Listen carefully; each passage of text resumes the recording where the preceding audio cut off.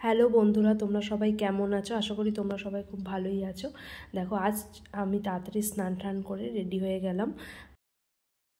আজ একটু তাড়াতাড়ি পুজো দিয়ে দেবো। দেখো, এখনও আমার গোলু সোনা ঘুমোচ্ছে। আমি পুজোটা দিয়ে নিই ঝটপট করে, আর বেশি কথা বলবো না।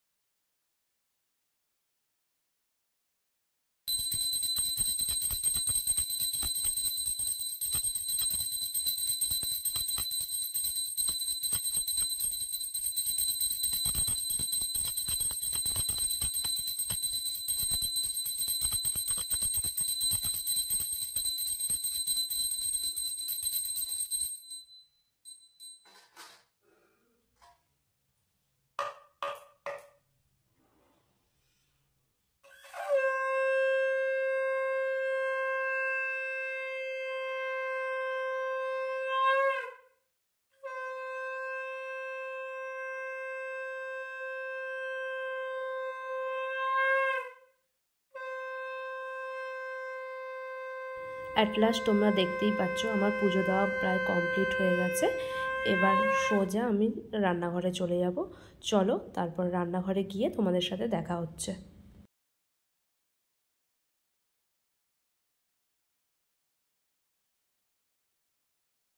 দেখো বন্ধুরা, প্রথমে চিকেনটাকে ম্যারিনেট করে রেখে দিয়েছি, আর ফ্রাইড রাইস করবো বলে চাল ভিজিয়ে নিয়েছি। আর বড় আবার দুটো লেগ পিসও নিয়ে এসছে। আজ দুপুরে বেশ খাওয়া দাওয়াটা বেশ ভালোই হবে।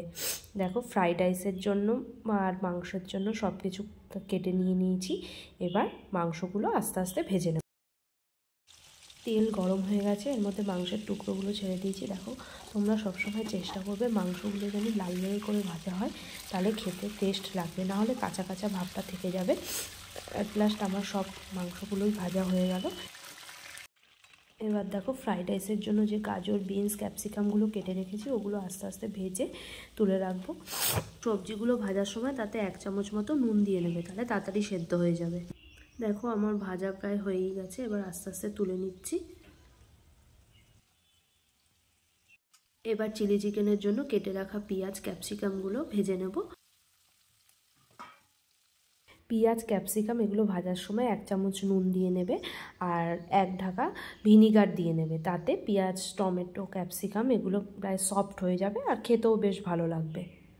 এবার ভাজা পেঁয়াজ, ক্যাপসিকাম ওর মধ্যে মাংসের টুকরোগুলো দিয়ে নেবে, আর ওপর দিয়ে সয়া সস, এমনি চিলি সস, যত রকম সস আছে, টমেটো সস সব দিয়ে ভালো করে নাড়াচাড়া করে 5 মিনিটের জন্য ঢেকে রাখতে হবে।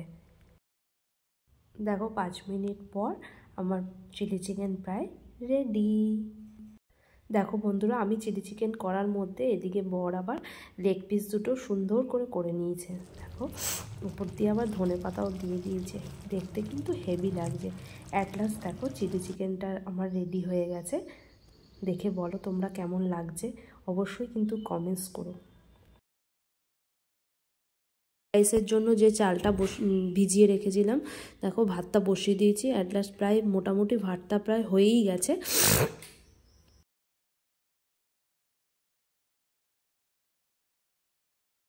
তোমরা একটা কাজ করবে, ভাতটা হয়ে আসার কিছুক্ষণ আগে ভাতটা তুলে দেখে নেবে চালটা কেরম ভাঙছে। দেখো, এরমভাবে ভেঙে গেলে ভাববে ভাতটা হয়ে গেছে।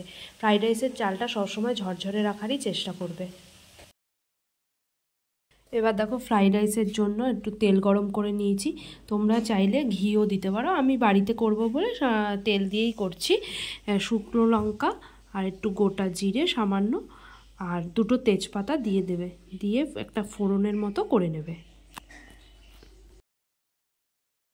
এবার হয়ে থাকা ভাতের মধ্যে আস্তে আস্তে ভেজে রাখা গাজর, বিনস, ক্যাপসিকামগুলো আর আগে থেকে ভিজিয়ে রাখা কিশমিশগুলো ছড়িয়ে দিয়ে সামান্য তোমার স্বাদ মতো চিনি বা নুন যা লাগবে তোমরা দিয়ে নেবে। আমি এর মাপটা বললাম না, তাহলেই রেডি হয়ে যাবে ফ্রাইড রাইস।